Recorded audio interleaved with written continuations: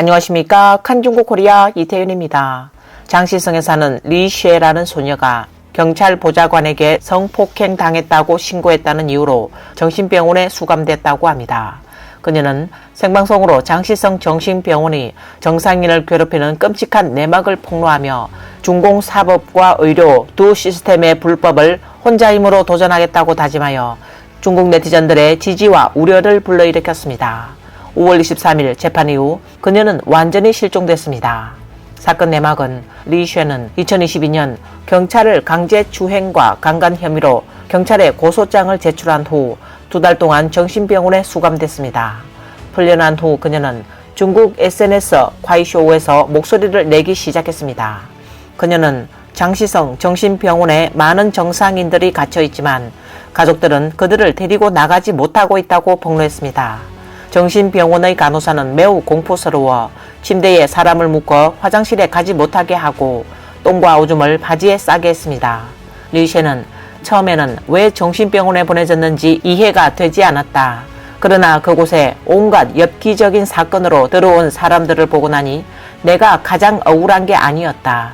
어떤 사람은 통행증을 신청하러 동네에 갔다가 직원들과 말다툼을 해서 이곳으로 보내졌고, 어떤 사람은 청혼하러 갔다가 체포됐고, 어떤 사람은 경찰과 말다툼을 해서 보내졌다.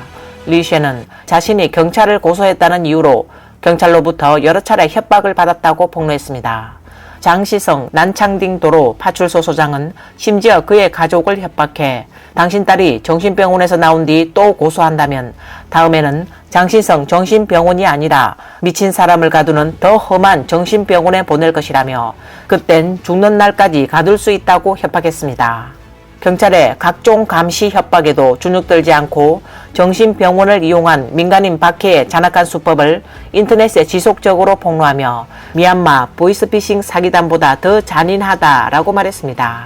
리쉐는 생방송에서 모두가 자신의 사건 결과를 기대하고 있는 이유는 이 문제가 모든 중국인의 개인 자유와 관련이 있기 때문이라며 그들이 오늘 나를 정신병원에 보낼 수 있다면 내일은 당신을 보낼 수 있다. 경찰서와 정신병원이 합세하고 있어 길가의 개들도 근처에 가지 않는다 라고 말했습니다. 리쉐는 중공사법과 의료 양대 시스템에 혼자 힘으로 도전하겠다고 맹세한 후 재판이 열리기 전인 23일 리쉐의 콰이쇼 계정에 많은 네티즌이 몰려들어 응원했습니다. 재판 당일 당국은 현장에 출동한 누리꾼들의 방청을 금지했고 재판 직후 리쉐는 실종됐습니다.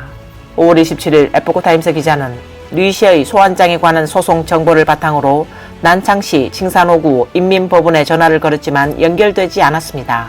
최근 몇 년간 중공에서는 박해를 위해 정상적인 시민을 정신병원에 가두는 사례가 점점 더 늘어나고 있습니다. 이와 관련하여 베이징 출신 변호사이자 캐나다 민주전선 의장인 라이젠핑은 이것이 일반 중국 시민들의 전형적인 중공 간부들의 잔혹한 탄압이라고 말하며 이는 중국 인민의 기본 인권에 노골적이고 심각한 침해다라고 에포크타임스와의 인터뷰에서 말했습니다.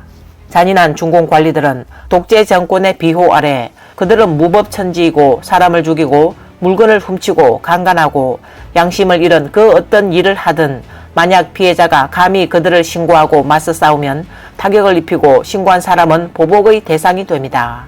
그들은 이른바 정신병원 이송 방식을 취하면서 병원 측과 결탁해야 하는데 이는 사실상 불법 구금이고 심하면 납치이며 심각한 불법으로 시민의 기본 인권을 박탈하는 범죄를 저지르고 있습니다.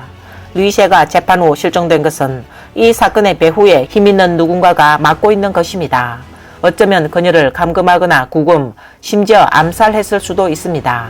중공은 온갖 악을 행하고 있으며 마지노선이 없고 어떠한 자비와 인간성도 없습니다. 앞서 라이젠핑은 베이징에서 변호사로 일하면서 비슷한 사건을 많이 봤다. 중공은 반항자들을 감옥에 가두거나 사람을 죽여 입을 막거나 그들을 미치게 하거나 건물에서 뛰어내리게 하거나 자살하게 하는 등 다양한 상황들이 있고 그들의 가족이 학교에 갈 수 없게 하거나 퇴직금을 받을 수 없게 하는 등 여러 상황이 있다. 라이젠핑은 대부분의 중국인은 착취당하고 괴롭힘을 당해도 그들은 억울함을 해결할 방법이 없다. 공권력이 모든 언론과 매체를 장악하고 있기 때문에 일반 국민은 언론의 자유도 없고 알릴 수도 없다. 당국이 발언하면 일반 국민은 이를 뒤집거나 반박할 방법이 없다라고 말했습니다. 그는 중국의 인권 문제를 어떻게 해결할 수 있느냐고 묻는 말에 근본적으로 이 전제 체제를 무너뜨리고 기본적인 헌정 민주체제를 갖춰야 해결할 수 있다라고 답했습니다. 공산당이라는 체제는 정의가 있을 수 없기 때문에 국가 전체가 최고 통치자의 개인 독재와 일당 독재의 전제적 통치 방식을 수호하고 있습니다. 그리고 그 아래 수천 수만 명의 탐관오리는 그들의 하수인 노릇을 하고 있습니다. 이 체제 자체가 탐관오리들의 이익을 보호하고 있습니다. 원칙적으로 그들을 감싸고 보호하려는 경향이 있습니다. 아무리 여론이 강력해도 단번에 바꾸기는 어려울 것입니다. 예를 들어 쇠사슬려 사건보다 더 큰 뉴스는 없었습니다. 반년 동안 여론이 들끓었고 많은 사람이 비난하고 호소했지만 결국 흐지부지되고 말았습니다. 그러므로 근본적으로 정치 권력의 성격에 의해 결정되는 권력은 공권력이 아니라 사권력이며 사권력은 사적인 개인을 위한 것이며 공정성과 정의가 없습니다. 근본적으로 변화하려면 반드시 중공의 전제체제를 전복해야 합니다. 이번 영상은 여기까지입니다. 시청해 주셔서 감사합니다.